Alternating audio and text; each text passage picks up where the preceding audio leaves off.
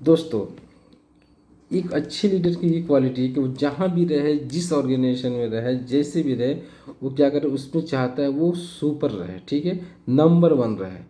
और लीडर की क्या होती है, सबसे बड़ी चीज़ क्या होती है, रेस्पॉन्सिबिलिटी, जिम्मेवारी। आज की डेट में सब कोई लीडर बनना चाहता है, लेकिन रेस्पॉन्सिबिलिटी कोई लेना नहीं चाहता है। जब अगर आप रेस्पॉन्सिबिलिटी नहीं लोगे तो एक अच्छा लीडर कभी नहीं बन सकते हैं।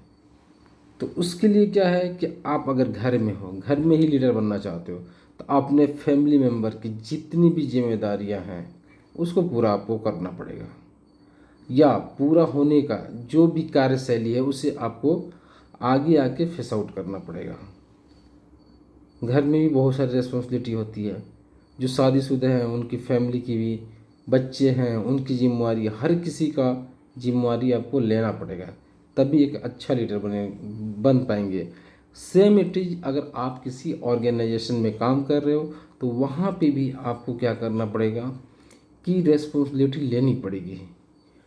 कोई नेटवर्क मार्केटिंग में बंदा काम कर रहा है, एमएलएम कंपनी में काम कर रहा है, तो वहाँ पे क्या है कि अगर टारगेट्स रहते हैं, तो एक अगर देखा जाए ग्रेट लीडर का क्या है, टारगेट को टच करना होता है, अचीव करना होता है। तो अचीव करने के लिए उसे क्या है, अपने टीम में प्रॉपर कॉल करना, कम्युनिकेशन करना, उसके साथ रिलेशनशिप स्टेबल करना, ये बहुत ही इम्पोर्टेंट है।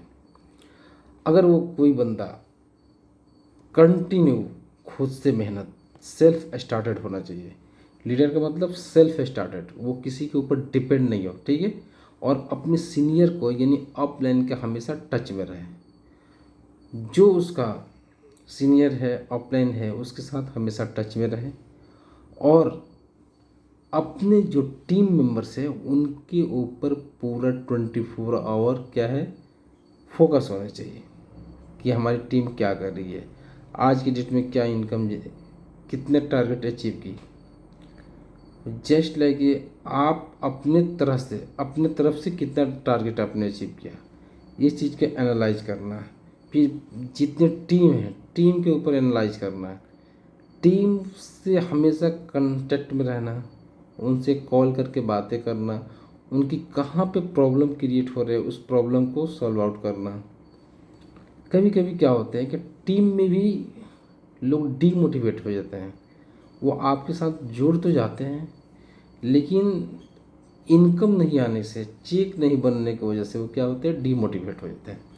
तो उनकी कमी को देखना और उन्हें एक बेहतर लीडर बनाना, उनको सेल्फ स्टार्टेड बनाना।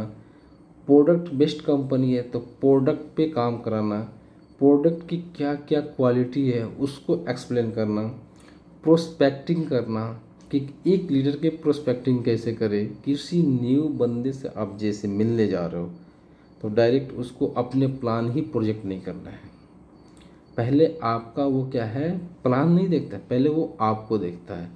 तो इसीलिए सबसे पहले अपना जो फेस है ना, थोड़ा सा ग्लोरियस होना चाहिए, ग्लो होना चाहिए। ये नहीं कि लगे कि घर से टेंशन हुआ हो, दम उतरा हुआ मुंह जाकर उसके सामने खड़ा होकर प्लान प्रोजेक्ट करना शुरू कर दे। तो पहले क्या है कि उसकी नीड को समझना और नीड जनरेट करना। अगर जब नीड जनरेट होगा तो प्रोडक्ट भी वहाँ पर आपका यूटिलाइज होगा।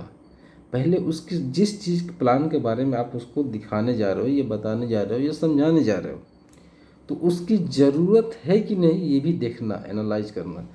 अब जिस चीज़ के बारे में आप उससे प्रोजेक्ट को प्लान करने, जो भी प्लान है आप उसको प्रोजेक्ट करने जा रहे हो, ये दिखाने जा रहे हो, एक्सप्लेनेशन करने जा रहे हो, ये बताने जा रहे हो, तो उसकी ज़रूरत है नहीं।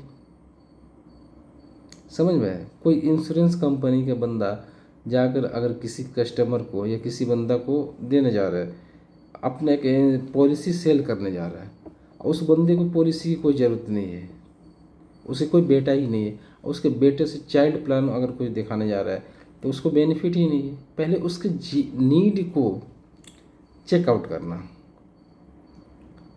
और उसके सबसे पहले क्या है कि अपना बिहेवियर, जाते जाते वेलकम करना, थोड़ा उससे हालात जो भी समाचार उससे उससे जो रिसेप्टर उससे बातें करना। बात करने के बाद उसके बाद धीरे स्लोली स्लोली अपना जो भी प्लान है उससे पहले जानना कि वो क्या, उसे क्या प्रॉब्लम्स है, या आप किसी प्रोडक्ट को लेके जा रहे हो तो प्रोडक्ट उसको यूजफुल है कि नहीं। अगर कोई बंदा, सपोज एक एग्जांपल लेते हैं कि अगर बहुत मोटा है, आपको देखने में ही लग रहा है कि बंदा बहुत ही मोटा है, तो उसको वेट लॉस का जो भी प्रोडक्ट है वो आप उसको रेफ़र कर सकते हो।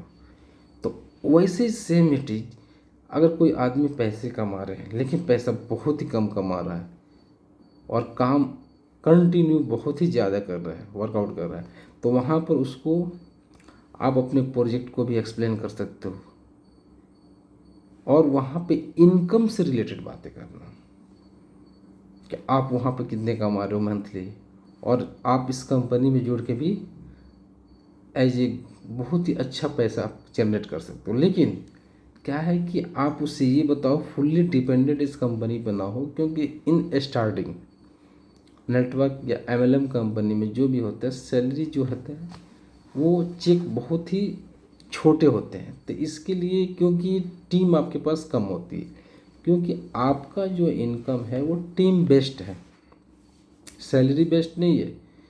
ये मंथली बेस्ड नहीं है कि मंथली पे आपको सैलरी जनरेट होंगे सपोज 20,000 15,000। यहाँ पर टीम बेस्ड है, टीम में जितना बड़ा प्रोडक्शन होगा यानी जितना बड़ा सेल होगा उसके हिसाब से आपका कमीशन आता है।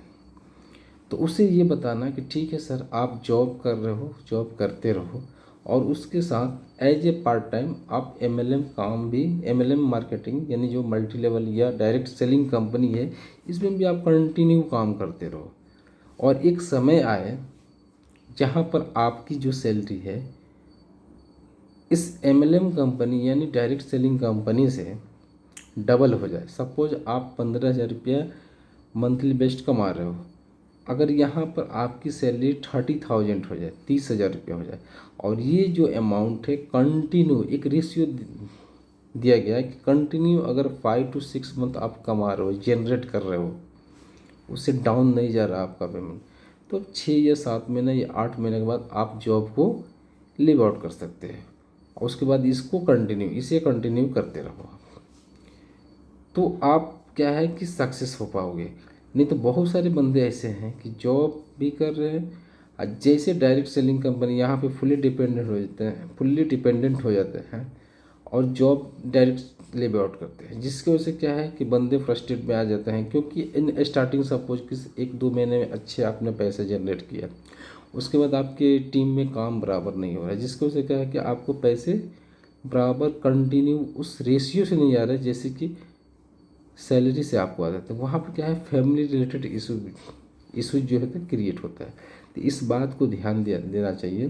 कोई भी बंदा को ज्वाइनिंग करने से पहले उसे इंडिपेंडेंटली नहीं बनाना चाहिए। पहले क्या है, डिपेंडेंट रहे, यानी सैलरी अगर जॉब कर रहे हैं तो जॉब करते रहे, जॉब करते समय तक मिनिमम जो आपका यहाँ से सैलरी जो बन रही है एमएलएम से, वो उसका जो मैचिंग करे, मिनिमम 5 to 6 मंथ तक ये कंटिन्यू हो, उसके बाद कंपनी को लीव आउट करे।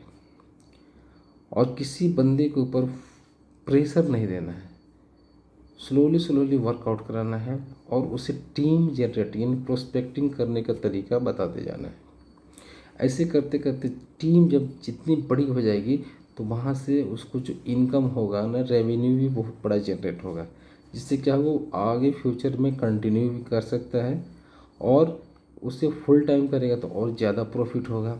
और एक एनालाइजेशन, एक कहे तो उसको डाटा एनालाइजेशन करने का तरीका भी मिल जाता है, उस पीरियड तक वो सीख भी जाता है, कुछ मनी बैकअप हो जाता है, जिसकी वजह से क्या है वो सस्टेन कर सकता है।